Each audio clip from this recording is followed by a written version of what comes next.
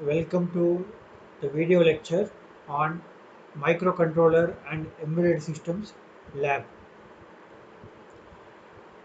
So we'll discuss the program number 2. The program is write a program to find the sum of first 10 numbers. That is, we have to write a program to add the first 10 integer numbers starting from 1, like 1 plus 2 plus 3 plus 4 etc. up to 10. The sum comes to be 55 in decimal. It is equal to 37 in hexadecimal, and it is displayed as 00000037 in 32-bit format, because the ARM processor is a 32-bit processor. Every number is represented using 32-bit data, because the word length of ARM processor is 32-bit. So this is a program here. See, here there are two things here. There are some of them are assembler directive, and some of them are instructions, and some of them are labels. Here, all these written in the red are assembler directives. For assembler directives, there are no assembly code is generated. They will only help the assembler during the assembly process. Here, area is an assembler directive. It instructs the assembler to assemble a new code or data. In this case, there are two parts. From it is first part, it is code part. Starting from here till this point, it is code part. And second part, we can see here, from here to here, it is data part. Code part, this code assembler directive indicates that this is a code part. And read-only assembler directive indicate that this part is read-only. Here code and read-only are the two attributes for area. Sum is the name given to this code area. So sum is a name given by the user. Entry is an assembler directive.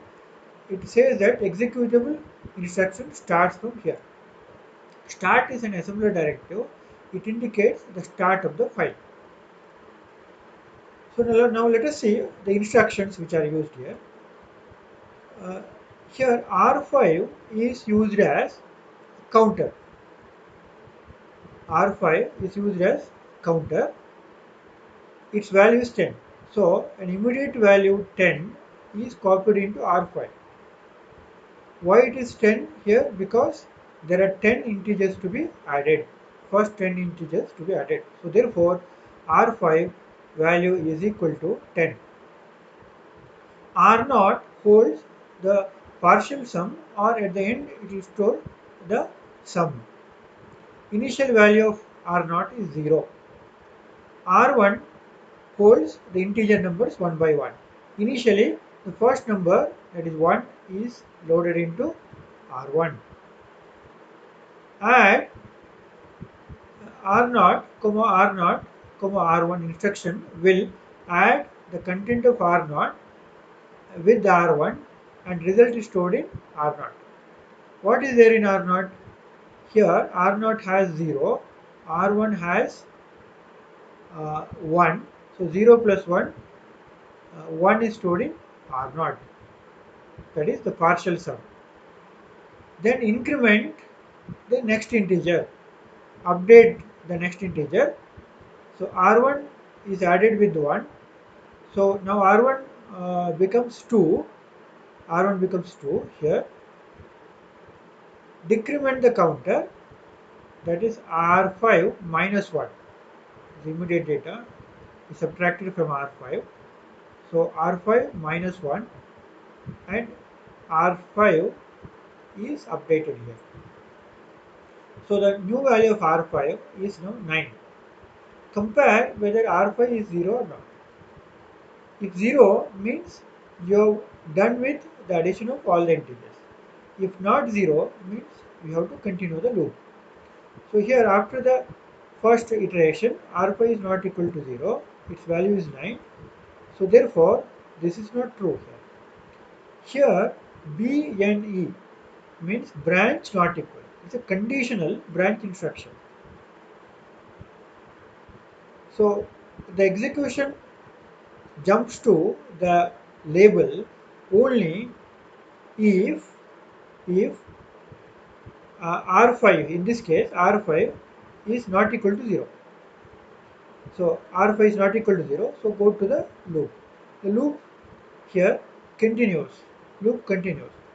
In the second iteration, R0 is 1, R1 is also 1, 1 plus 1, the new value of R0 is 2, that is the partial sum. Then again update the next integer.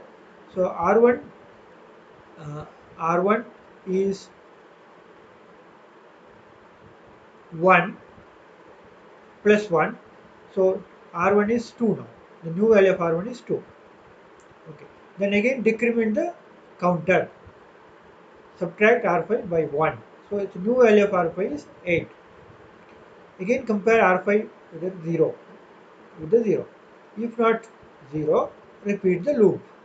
Loop is repeated here continuously until R5 becomes 0. Once R5 becomes 0, this instruction uh, is now executed and it will not go to jump to the loop because the condition is false.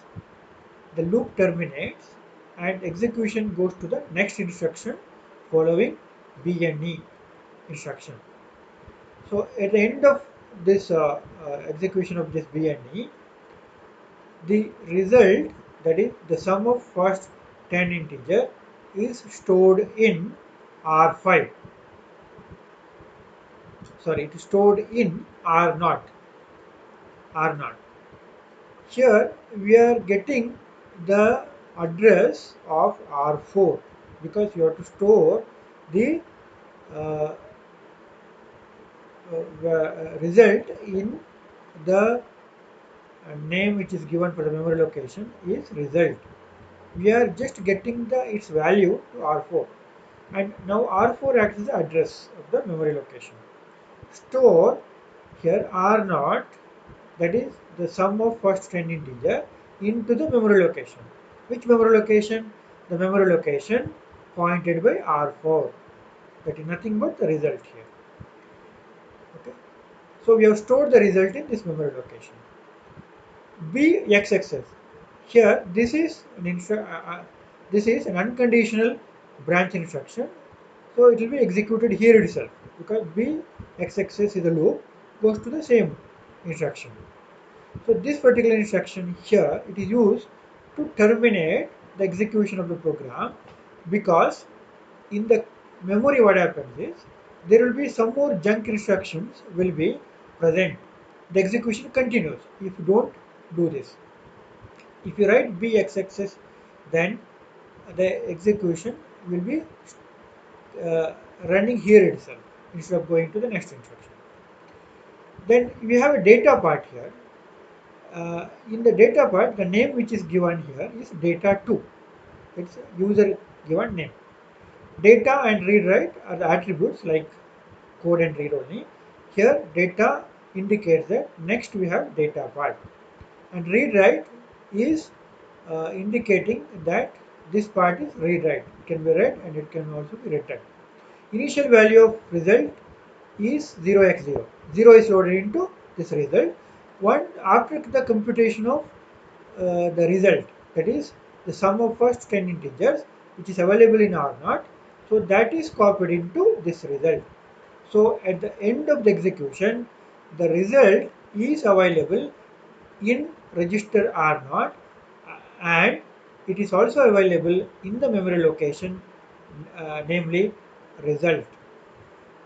Now let us see the execution of this program using Kill Mu Vision or Kill Micro Vision. So Kill Micro Vision uh, application is already open here. You have to type the program here. What will I do is here I will, if at all a new project is opened, then you have to close the project. Okay, close it. Then open a new Microvision project. I will give a name program 2. Program 2 is the name of the project. Save, save, okay. Save that in a folder. You have to create a folder in the desktop. You save the project in that folder itself. Then you type LPC2148. That is the microcontroller, ARM microcontroller we are choosing. So we have written a code for LPC2148. Select that, click on OK, and here uh, copy startup.s to project folder and add file to the project. Here you have to click no. Click no. Now you have created a project. Next step is to create a file, assembler file. Create a new file. You type your program here. I have already typed, it's available here. So I just copied that into here. Save it. Give a name. I'll give P2. P2 is the name which is given here. P2 dot asm. P2 dot asm. Dot asm should be the extension. I have saved that. Save it. After saving, you have to add that file to the target here. Click on this target. Click on source group 1. Click on right click on this. Right click on this. You have an option here called add existing file to group source group 1. Add the existing file which is already open. Add that. Which is that file? You have to browse here, assembly code. Just choose assembly source code. What name you have given? We have given p2.asm. Select that, add. Okay, after adding, close it so that you can see here our file is added to this. Okay, this is for adding the file to the project. Next, we have to build target. Go to project. You have an option called build target. Click on this. Click on this. Okay, target is built. You can see here no errors, zero errors, one warning. You can also use this icon here. I have used this icon here. See, you can also click on this to build a target. Okay, I have now again clicked on this. Again, you can see here zero error, zero warning. Okay. Next, we have to debug the code. Debug. Start debug. Okay. Okay. Debugging is completed, and in the left side you can see the contents of all the registers starting from R0 till R15 including CPSR and SPSR. Initially it is now 0. Their values are 0. Their values, the register values are updated once you run the program. I'll run the program. Okay. Debug. After running, stop it. First run, then stop. Okay. After stopping, you can see uh, the contents of R0, R1, R4, okay, all are updated. What is there in R0? Our result. As I was mentioned in my first slide, our result will be 00000037.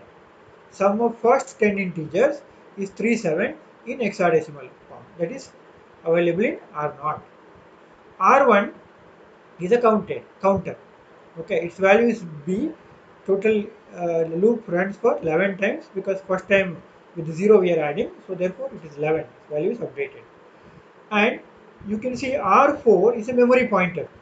R4 holds the address of address, okay, address which is assigned to that result.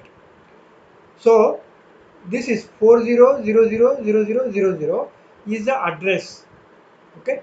You can also see, as I mentioned in my previous slide, we can observe the result in two places. One in R0, that is available here, and one more in the memory location. Which memory location? This memory location. Okay. So we will see that memory location. Go to view. Go to view. You, memory window. In that, select memory one. I'll repeat. Go to view. Memory location. Memory window. In that, memory one window. Okay. Memory one window, which is you can see here. It is there here. Memory one window. You can see here. Memory one window. We can just type the value, that is 4000. 4000, type 4000,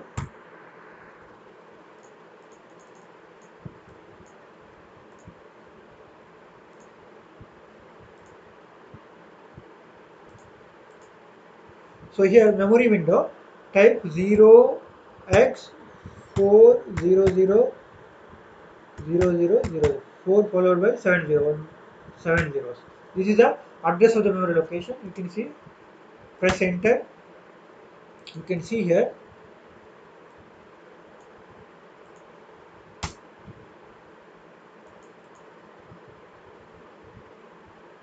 memory window, open that memory 1.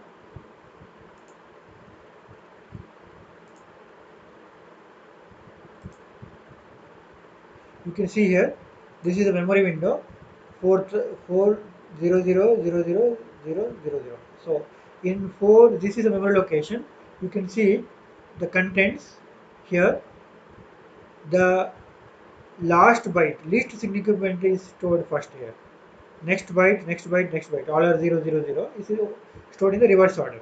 So 37 is the number. You can see here, this is a memory location. Contents.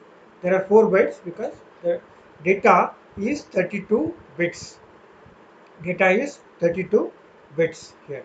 So it is stored in terms of 4 bytes. The least byte is 37. Okay. So this is a program executed. You can execute and see this program in your KVision. Thank you all.